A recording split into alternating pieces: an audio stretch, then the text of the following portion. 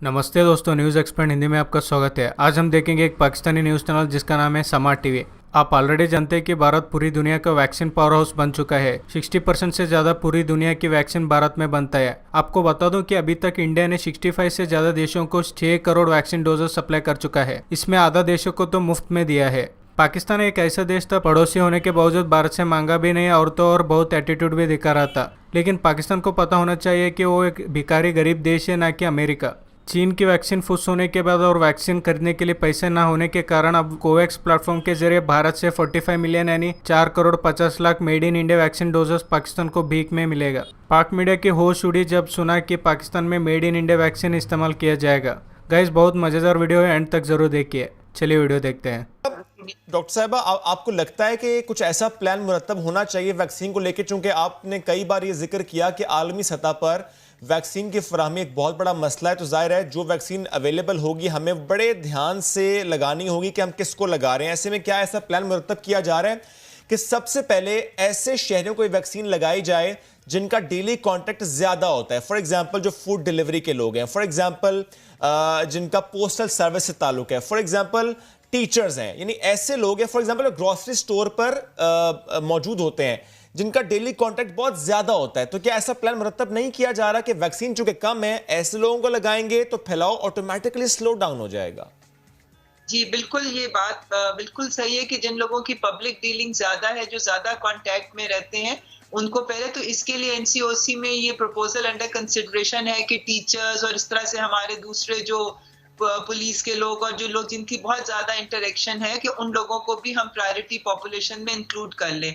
और जिस तरह से अब वैक्सीन आने का सिलसिला जो है वो चल पड़ा है, और अब इंशाल्लाह ताला ये अब हमें मार्च में ही साइनोफार्म की भी मजीद वैक्सीन आ रही है, और उसके अलावा एस्ट्राजेनेका की जो हमारे पास 14.5 मिलियन वैक्सीन की खेप आनी है, उसके अलावा कैंसिनो बायो जो इस वक्त गवर्नमेंट ने उसकी बुकिंग भी करा दी है। तो ये जैसे से ये वैक्सीन की तादाद हमारे पास पहुंचती जाएगी, हम मजीद पॉपुलेशंस को इंक्लूड करते जाएंगे बीच में। ठीक है। अच्छा डॉक्टर साहब, और उम्मीद है कि आने वाले 2 हफ्तों में हम 50 के देंगे। अच्छा डॉक्टर साहब, एक चीज़ ज़रा मुझे समझाएगा। हम बात करते हैं कि पंजाब में तादाद बहुत ज़्यादा बढ़ रही है, पंजाब में केसेस ज़्यादा आ रहे हैं। डेली की बुनियाद पे अगर मैं ये कहूँ कि 15,000 हैं, तो अगर मैं गलत हूँ तो प्लीज़ आप मेरी तस्हीह कीजिएगा। जबकि अगर हम सिंध की बात करें तो डेली 8,000 टेस्ट होते हैं। क्या टेस्ट ना कराने का मामला है कि जो हमें सिंध में तादाद कम नज़र आ रही है और पंजाब में ज़्यादा नज़र आ रही है, या पंजाब में एसओपीज का नाफिजुल अमल करना ही बेहतर नहीं है जो पंजाब की तादाद ज़्यादा बढ़ रही है? देखिए, ये तो एक फैक्ट है कि जितनी ज्यादा टेस्टिंग होगी उतने ज्यादा केसेस आपके सामने आएंगे। असल में हमने देखना होता है, पॉजिटिविटी रेशियो भी देखना होता है कि जितने केस टेस्ट हुए हैं उसमें से कितने पॉजिटिव आए हैं, उसका रेशियो भी देखा जाता है। उससे भी आपको अंदाजा हो जाता है कि इन्फेक्शन कितनी फैल रही है। तो पॉजिटिविटी रेशियो पिछले 1-1.5 हफ्ते पहले कोई 3, सवा 3 के करीब था, और आज ये 4.6 पे पहुंचा हुआ है। तो डेफिनेटली केसेस में इंक्रीज तो हो रहा है, और पूरे पाकिस्तान में केसेस इंक्रीज हो रहे हैं। तो इसके अंदर यही बात है कि एसओपीज जो हैं उनके ऊपर हमें ज्यादा सीरियसली उनको लेना चाहिए, और ये मास्क जो है ये बहुत ज्यादा जरूरी है, और इससे फैलाव बहुत हद तक रुक सकता है। मगर अनफॉर्चुनेटली लोग जो हैं वो हुकूमत की बार बार हदायत के बावजूद, बार बार रिक्वेस्ट के बावजूद जो है वो एसओपीज को सीरियसली नहीं ले रहे, जिसकी वजह से हम एक दफा फिर इजाफा देखने को आ रहा है। अच्छा डॉक्टर साहब, एक और चीज़, हम बार बार बात करते हैं कि हम तीसरी लहर में दाखिल हो गए हैं, तीसरी लहर में हमें ये चीज़ें फेस करना पड़ी हैं।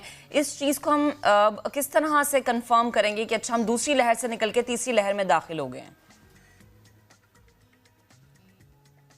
देखिए, ये चीजें हमको इतनी डिफाइन नहीं कर सकते, इसलिए क्योंकि कोरोना केसेस किसी स्टेज पर भी एक बिलो थ्रेशोल्ड लेवल नहीं गए हैं। आपने देखा है कि इन्फेक्टिविटी रेट जो है वो 3 से नीचे तो किसी स्टेज के ऊपर भी नहीं गया जब से सो कॉल्ड जो हम सेकेंड वेव कहते हैं। तो इसलिए ये वेव्स इतनी क्लियरली डिफाइंड नहीं है। या तो बिल्कुल एक डिप आ जाए और बिल्कुल बेस लाइन के पास पहुंच जाए ग्राफ, तो फिर हम कह सकते हैं कि जी ये वेव खत्म हो गई है और अब अगली वेव। तो ये बिल्कुल एक हम समझती हूँ कि कंटिन्यूस प्रोसेस है कि पूरी तरह अभी हमने जी। बेसलाइन को टच नहीं किया तो फिर फ्लक्चुएशन शुरू हो जाती। ठीक ठीक इसलिए डॉक्टर, ये वेव्स बहुत क्लियरली डिफाइंड नहीं है। ठीक है, क्लियरली डिफाइन नहीं होती। ठीक है डॉक्टर साहब, एक बात और बताइएगा कि एक न्यूज़ सर्कुलेट हो रही है, चूंकि ज़ाहिर है हम इंतजार करते हैं एस्ट्राजेनेका वैक्सीन का कोवैक्स के प्लेटफॉर्म से। अब खबर ये रिपोर्ट हो रही है, इंडियन साइड पर ज़रा ज़्यादा रिपोर्ट हो रही है कि पाकिस्तान को तकरीबन 45 मिलियन डोजेज, 4.5 करोड़ बनती हैं डॉक्टर साहब, ये वैक्सीन मिलनी है पाकिस्तान को। इंडियन मेड ये वैक्सीन है, आप इसको क्लियर करेंगे प्लीज़? देखिए, कोवैक्स का जो प्लेटफॉर्म है उसने हमारी 20% पॉपुलेशन के लिए कमिटमेंट की हुई है कि वो अपनी तमाम मेंबर कंट्रीज की 20% पॉपुलेशन को देगा। तो पाकिस्तान में तकरीबन वो 45 मिलियन ही बनती है, तो वो हमें देगा। अभी उन्होंने उनके प्लेटफॉर्म से सिर्फ एस्ट्राजेनेका नहीं, ये तो पहली एक कंसाइनमेंट आएगी।